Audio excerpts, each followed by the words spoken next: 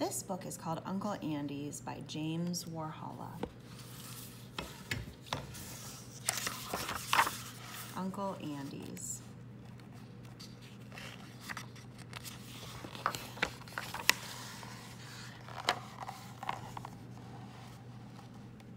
Looking back on those days, the one thing I remember most is thinking my dad had the best darn job in the world. Our yard was always so much more fun than anyone else's in the neighborhood. My oldest brother was already away at college, but there were still 6 of us at home. Dad had lots of jobs, but for now he was mostly a junk man. Sometimes the neighbors complained that our yard looked like a junkyard.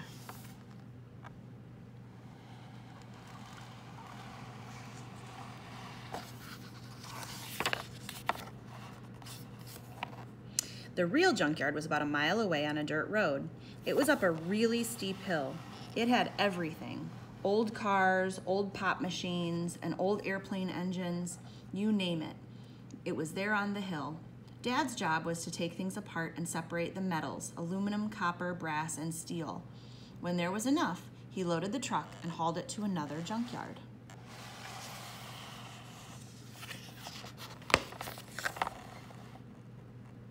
Dad was always bringing home junk, and sometimes he'd say to me, "Now, Jamie, this can make really great art." Then he'd put a bunch of it together in an interesting way. Mom was always yelling to Dad, "For Pete's sake, Paul, quit junking up the house," and, "Paul, when are you going to get rid of this stuff anyhow?" But we liked playing in the junk.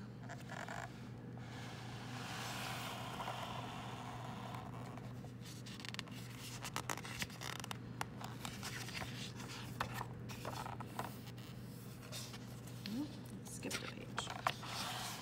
One day, Dad came home from work and announced, "It's time to visit Bubba and Uncle Andy in the big city. We'll leave tomorrow morning." Oh, we were so excited. It was not often that we got to visit our grandma and our famous uncle artist in New York City. We had a lot of getting ready to do. Dad had work to do on the car. Mary Lou and Eva had to make sandwiches. Georgie and I had to pack the car, and little Maddie and Marty, well, they didn't do much. They were just in the way. The next morning, Mom woke us up extra early, and we were finally on our way.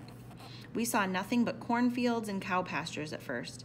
Then we slowly counted the 7 tunnels that it would take to get us there. When we came to the last tunnel, we all perked up.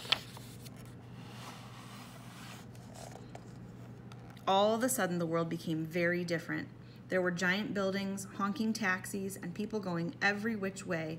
Dad slowly wove his way uptown to Uncle Andy's.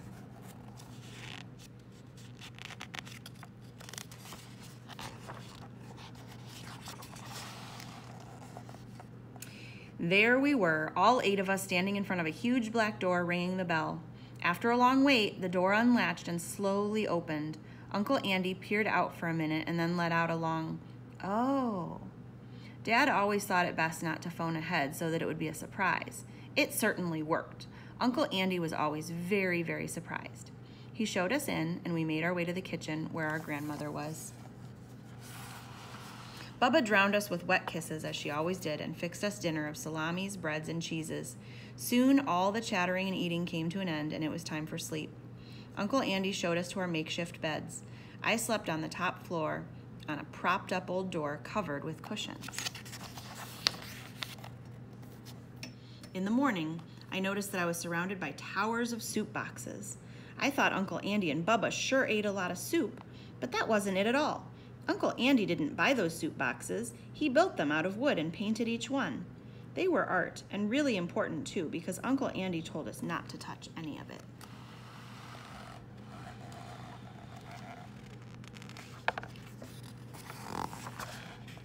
Dad remembered to bring Uncle Andy something interesting from the junkyard. This time it was a giant magnet with a bunch of bolts stuck to it. Uncle Andy peered over his glasses at it real carefully, and after a pause he said, "Oh, gee, wow." Then we really knew he liked it. He decided that it should go right by the front door. Uncle Andy had 25 cats, all named Sam. They were always hiding in a house that was just like a giant amusement park. It was perfect for hide-and-go-seek and racing. It wasn't long before the 6 of us were flying up and down the stairs and through all the rooms like a band of wild monkeys.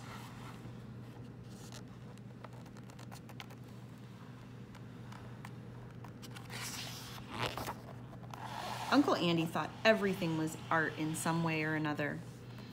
That's why his house was so fantastic. Each of the rooms was filled to the brim with all sorts of neat things.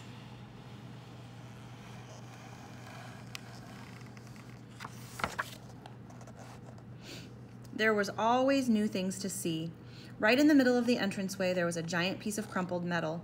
It looked like it might have gotten stuck there and couldn't go any further. Uncle Andy explained to us, "Oh, that's a piece of fabulous art by a famous artist." We were impressed. Dad had a lot of that back home. Uncle Andy was always making art. We loved watching him paint in his studio. He made regular stuff like soup cans, pop bottles, and money look like real art. Mary Lou and Eva just loved the giant pictures of Elvis Presley. Mom, always aware of unnecessary clutter, asked, "Gee, Andy, when are you going to get rid of this stuff?" Uncle Andy, startled, said, "Oh, no, this is art. It's going to be worth a lot of money." Mom really didn't understand art.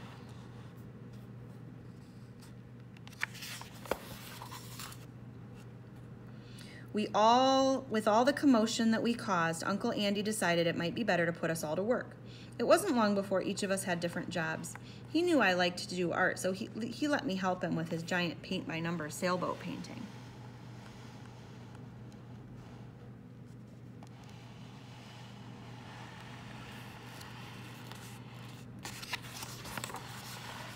At night, Uncle Andy went out to parties to see other famous people.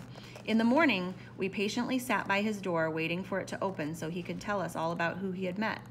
Once, Maddie surprised Uncle Andy by going into his room a little too early. He let out a shriek because he didn't have his wig on yet. Of course, we all knew Uncle Andy was bald, just like Dad and Uncle John. Uncle Andy had wigs for every occasion: messy wake-up wigs, multicolored afternoon wigs, and formal wigs for parties.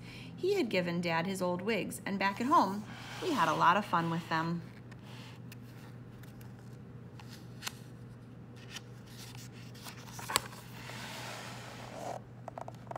Each day was a chance to see something new. We especially loved hiding in the studio when Uncle Andy had important art people over to talk about his work.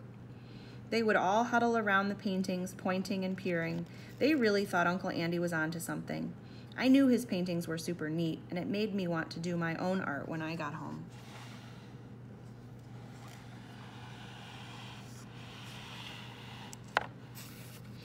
Finally, Dad announced, "It's time to get on home." That night, we packed up all of our things. Again, Mary Lou and Eva made sandwiches. Bubba added a few salamis.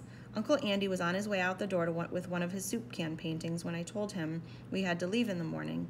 He replied, Oh, really? I have to go out and sell this picture to the man waiting on the corner. You know, he's the taxi cab king. He really likes my work. Then I'm going to a party. Oh, so have a fabulous trip, Jamie. Bye."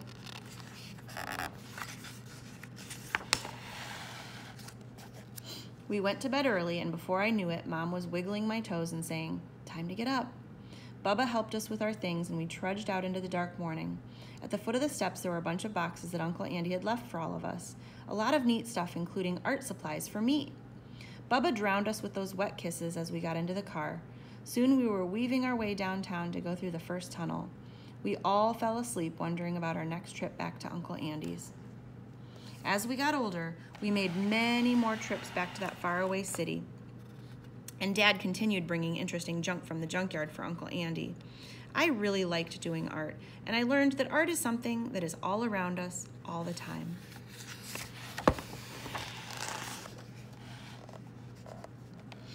In the corner of my bedroom, I made an art studio of my own, and although Mom fretted and fussed as usual over what a mess it all was, she didn't make me clean it up. She even woke me up early on Saturdays to drive me to art class. You know, I think Mom's really finally starting to understand what art is all about. And that is Uncle Andy's by James Warhola.